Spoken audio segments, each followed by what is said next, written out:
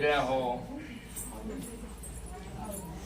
तो उससे गुरुमुखी पतिव्रत धर्म कहा जाता है, उसी का जीवन में कल्याण होता है। साहेब मिलो मेरे से आए, तुम बिना ओतन जाए, आपके बिना यह शरीर छूट जाएगा। उससे सजना वास्तव में प्रेमी और जाकर के सजना उसे भक्त कहते हैं। दूसरा कुछ नहीं चाहता और न किसी के पास में हाथ जोड़ने जाता।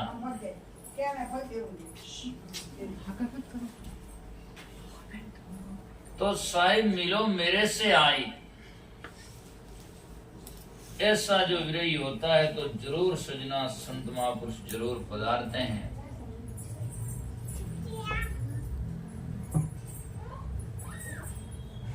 जेठ आषाढ़ा में बरसे सब परदेसी खेत, हावन भादवा में बरसे सब परदेसी खेत, पण कबो का आवे ऋतु बिना उन चातक के हेत। बरसात की मौसम में तो बरसात आता ही है और सब खेत भर देता है, लेकिन पपैया की प्यास के लिए बिना ऋतु ही कभी बारिश होती है। तो जब ऐसा प्रेमी होता है तो गुरुदेव को खींच करके ले आता है। प्रेम की रस्सी से कहां नहीं चले जाते हैं, और प्रेम नहीं होता तो सजना कुछ भी नहीं होता है। संतों को बुलाने की, संतों से मिलने की और आत्मा कल्याण की जिज्ञासा की रस्सी हमारे भीतर में, हम कितनी उसको सार्थक करते हैं वो हमारे हाथ में है। हम श्रद्धा से उसको मौजूद पकड़ करके, जैसे कोई पशु होता है दूर से रस्सी से बांधा हुआ होता है, खींचते तो वो आता है, ऐसे ही संत महात्मा तो प्रेम की रस्सी से बंधे होते हैं, बाकी उसमें कोई नहीं। इसलिए सूफी मलुक साहब ने कहा है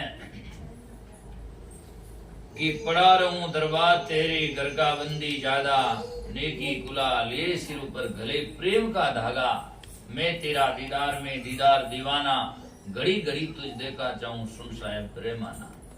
आपको पल पल में जाकर के सजना 24 घंटा में नहीं आए, 12 महीना में जिनको याद ना है फिर मिलने तो गए हो बाप जी, हम तो बड़े आपके प्रेमी हैं। कहाँ है प्रेम? वहां तो पर्दा नहीं होता है। गुरु से पर्दा करें तो सजना कहाँ श्रद्धा कहाँ हुई। महान पुरुष तो कहते प्रेम जहाँ पर्दा नहीं जानी बुद्धि और व्यवहार। प्रेम मगन जब मन गया तो कौन गिने तिथि वार। करम बरम जंजाल तज गुरुपद कीजे ने, गुरुमुख शब्द प्रतीत करिए निस्तन जाने खे। बल बुद्धि आपा खोई करके जिनकी आदत पड़ जाती है, जिनका स्वभाव होता है तो वो छोड़ता नहीं है। एक उदाहरण कहता हूं,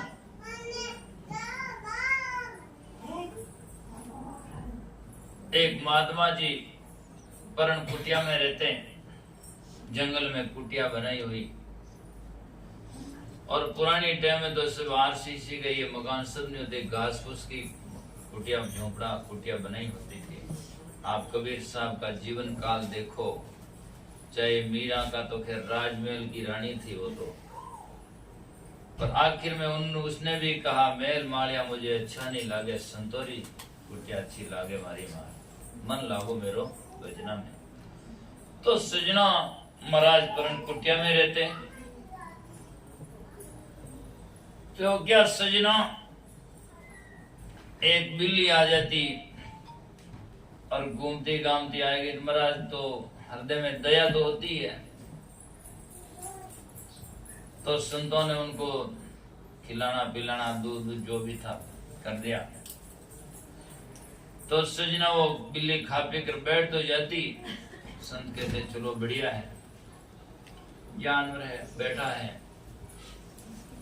अब क्या कि संत सुबह शाम अपनी परण कुटिया में दीपक लगाते, अपने इष्ट गुरुदेव के प्रति श्रद्धा से जो भी लगाते, तो ये अगरबत्तियां का तो सजना बाद में प्रचलन हुआ, दीपक लगाते थे, इसलिए सब वाणियों में पहले अगरबत्ती का नाम नहीं आता है। तत्का तेल दया करो दीपा, ब्रह्म अग्नि मन पौन समीपा। तो घी का दीपक लगाते और दीपक लगाकर संत अपनी साधना में बैठ जाते या इधर उधर, और दीपक लगते लगते लास्ट में इतनी सी बात रहती ना, तो दीपक बुझ जाता तो वो बाट में घी रह जाता, और वो दीपक का वो मिट्टी का दीपक वो चिकना रहता। तो बिल्ली है, वो क्या कि रात में दीपक बुझ जाता, पहले तो गर्म होता, वहां जा नहीं सकती, जलता, तो बुझने के बाद में उसकी बिल्ली आदत है, तो वो जाकर अच्छा दीपक को अपनी जीभ से बढ़िया घी को चाट लेती, बढ़िया साफ कर देती एकदम। महाराज देखते कि भाई क्या बात है, ये दीपक साफ कौन करता है इतना साफ सुथरा। तो एक दो दिन देखा और देखा, हमेशा वही प्रक्रिया नजर में आई। तो एक दिन महाराज ने ध्यान लगा गया, ध्यान से देखे कौन क्या करता है, दूसरा तो कोई आता नहीं है। तो दीपक बड़ा होने के बुझने के बाद में वो बिल्ली जाती है और उसको चाट के जीभ से साफ कर देती है। और बिल्ली तो मांसाहारी जानवर आप जानते हैं। महाराज ने कहा कि ये हमारे गुरुदेव के इष्ट के जो दीपक लगाते हैं, वहां ये जाकर के मांस खाने वाला जानवर इसको भ्रष्ट करता है, अच्छा नहीं गलत कर देता है चाट करके। तो इसको या तो इसे बाहर निकालें। और महाराज को दयाहीन महाराज ने सोचा क्यों नहीं इसको, ये तो पशु है, लोग क्या नहीं मिनट बनाए दो। तो समझाने का तरीका है कि महाराज के पास में कोई सिद्धि मंत्र था, महाराज ने झल लिया का, तो बिल्ली से औरत बना दिया, बड़ी सुंदरी। अब सुंदरी औरत बना दिया तो महाराज की कुटिया में रहती। जितने में 2-4 दिन के अंतराल से कोई राजा घोड़ी पर सवार होकर घूमने आया, और घूमने आया तो देखा कि वाह महाराज तो त्यागी विरक्त महात्मा, और ये सुंदर युवती कहाँ। देख करके कहा, महाराज जी आप विरक्त महात्मा रहिए, ये कहाँ रखते हो पास में। कबीर साहब बीजिक में लिखा है कि भाई सजनों, कि सन सुंदरी तो सवे नहीं सनकादी के साथ, कबूक दाग लगावे अकाली आंडी हाथ। तो महाराज ये सुंदरी आपकी यहाँ शोभा थोड़ी देती है, आप विरक्त महात्मा त्यागी ये कहाँ रखते हो, क्यों रखते हो। तो महाराज ने कहा तुम ले जाओ भाई।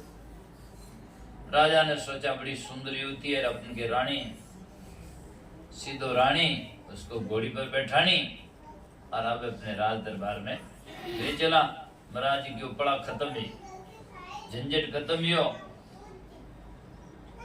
तो राजा जाकर के महल में बैठा दिया, अपनी पटरानी बना लिया और वह जीवन जीती है। अब राजा अपना शाम को भोजन प्रसाद पा करके वो सो जाता है। और राजा के महल में भी सजना पूजा दीपक तो लगता ही, वहां भी लगाते हैं। अब वो बिल्ली से मनुष्य नारी रोणी बन गई, पर स्वभाव कहाँ जाता। तो राजा को तो सो जाते, राजा नींद आ जाती, और वो जाती को उनके महल में जो पूजा में रूम में जब दीपक लगता था, वही दीपक को लेकर अपना जीभ से चाट चटाकर बढ़िया साफ करके रख देती। दूसरे दिन राजा देखते हैं, पूजा में देखते हैं वो दीपक साफ क्यों हुआ। भाई रात में ये ड्यूटी कौन करता है, कौन लगाता है, क्या करता है। एक दिन देखा, 2 दिन देखा, 4 दिन देखा, आखिर राजा को संदेह हुआ कि भाई महल में तो कोई आते नहीं दूसरे, और आखिरकार ये साफ कौन करता है, कैसे होता है, इसका निर्णय करना चाहिए। तो राजा के हलकारा ने, या महल के पास में कोई पूजा रूम होगा, तो वहां भी कोई महल में आता नहीं। तो राजा ने कहा भाई आज हलकारा को बैठाएगा, छुपके से ध्यान रखो, मुझे निर्णय होना चाहिए, साफ कौन करता है। तो वो हलकारा छिप करके बैठ गया, और अब वो देखता रहा पूरी रात। ज्यों ही राजा साहब अपने शैया पर रात की 12 बजे के बाद में भूख भूगा कर सोए गहरी नींद में, और वो नई रानी साहब उठी जान जाकर के सजना दीपक ने करी झूठी, जीभ से चाट चटाकर बढ़िया। जबकि राजा के महल में या राज दरबार में कोई घी और तेल कमी तो किसी बात की थी नहीं, कोई भी खाओ, लेकिन उसके चाटने की आदत बनी हुई थी, इसलिए उसको पूरा विश्वास नहीं होता और उसके बिना झकनी पड़ती, वो आदत बनी हुई थी। तो इसीलिए वो जाकर के रानी चाट करके फिर दीपक रख देती। अब राजा साहब सुबह उठे और अलकार से पूछा, क्यों रे भाई, आज निर्णय लिया कि नहीं लिया, बताओ। क्या साहब, हाँ निर्णय तो हो गया। बताओ ये दीपक कौन साफ करता है? क्या साहब, क्षमा गणी, मुझे डर लगता है। कुछ मत बोलो, डर मत लगो, जैसा है वैसा कह दो मुझे। क्या साहब, आप रे रावड़ो। हाँ तो रानी साहब रात में दीपक चाटे। राजा साहब कहते हैं, राज दरबार में घी की तो नदियां बहती जैसा है, ये दीपक क्यों चाटती है? राजा साहब ने कहा, ऐसी रानी क्या काम की, इतना गहरा सागर भरा हुआ जिसमें तुच्छ में कामना करती है। क्योंकि राज दरबार में तो घी की नदियां बहती, कोई कमी तो है नहीं, वो तो खाती नहीं, आज जाकर के तुच्छ दीपक चाट चाट करके ये पूजा पद्धति हमारी इष्ट और गुरुदेव की जहाँ है उसको गंदा करती है। ऐसी रानी भी क्या काम की है, तो ठीक नहीं है। और बुलाकर पूछा, ऐसा किया आपने? तो आखिर सास बोले हाँ हुआ तो है। चलो आओ बैठो घोड़ी पर।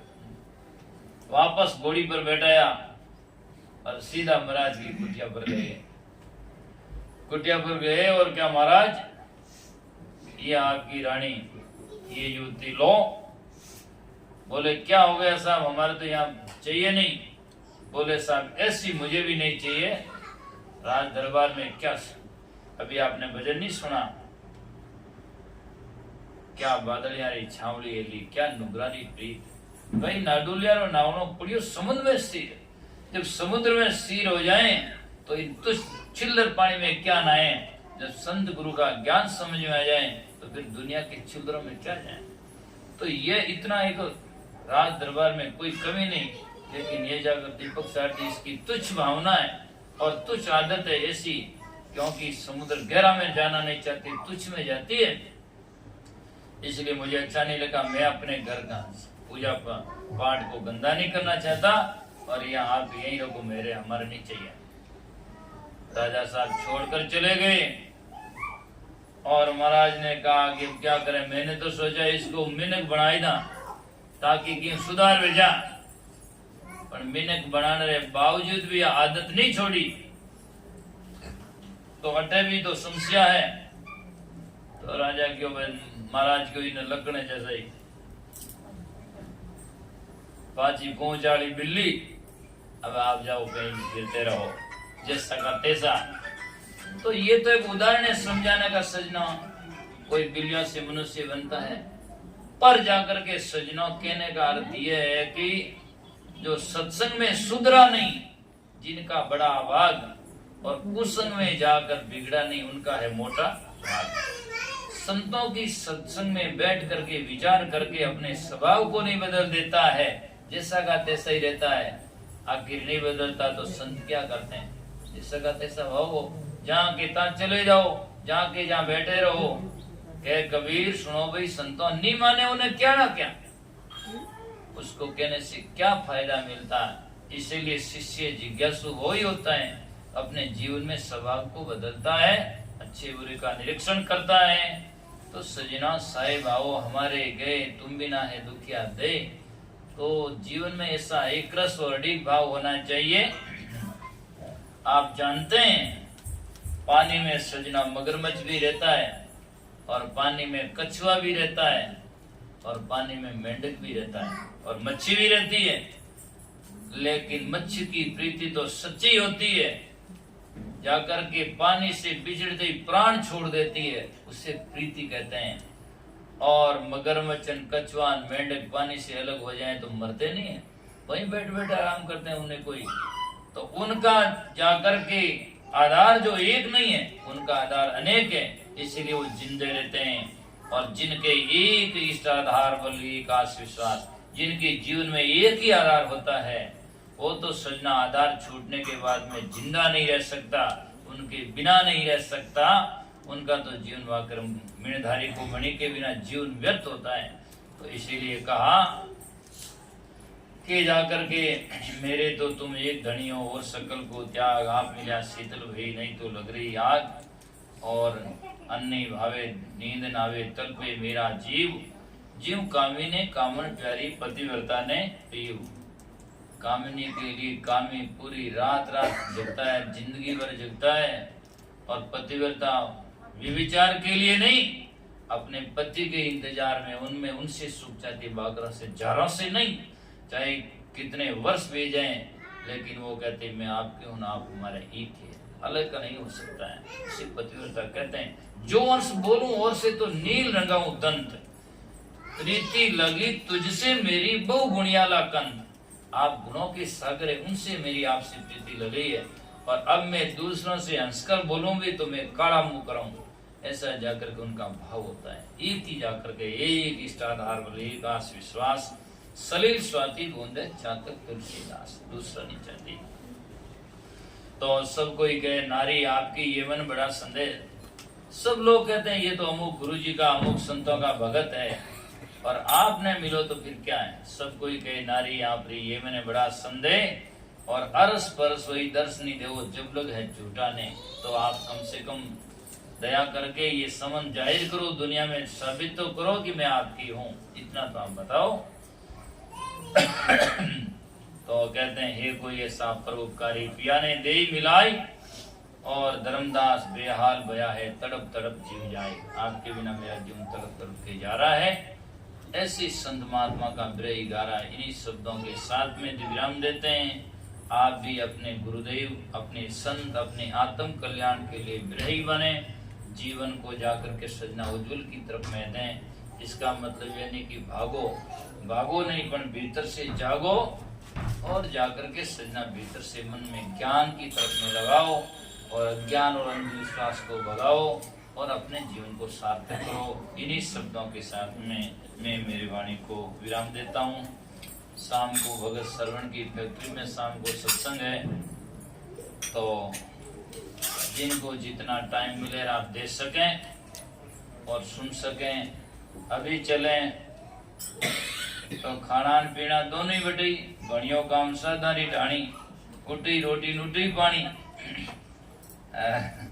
लेट आओ तो ही बढ़िया, जिससे आपको समय मिले। बोलो सदगुरुदेव की जय।